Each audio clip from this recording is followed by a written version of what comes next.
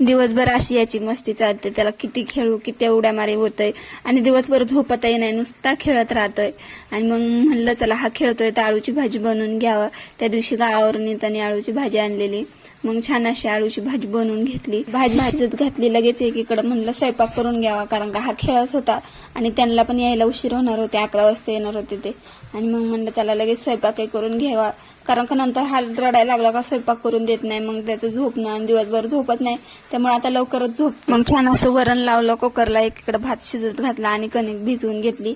म्हणलं आज बनवायची होती आळूची भाजी, वरण भात आणि चपाती बनवायची होती. तर मग मस्तपैकी वरण शिजत लावलं आणि तोवर त्याची इतकी मस्ती, इतकं चांगलं चाललेलं त्याचं. आणि मध्येच त्याला काय झालं काय माहित, मध्येच रडायला लागला, स्वयंपाकच करू देईन. आणि सकाळच्या भाजीसाठी मी मूग मटकी भिजत घातलेली आणि हरभरे पण भिजत घालून ठेवलेले.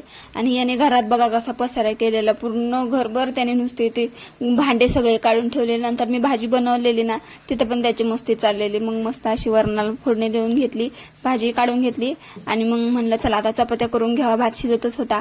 तर चला मग भेटूया आपण एक नेक्स्ट व्हिडिओ मध्ये. व्हिडिओ आवडला तर लाईक करा, शेअर करा, सबस्क्राईब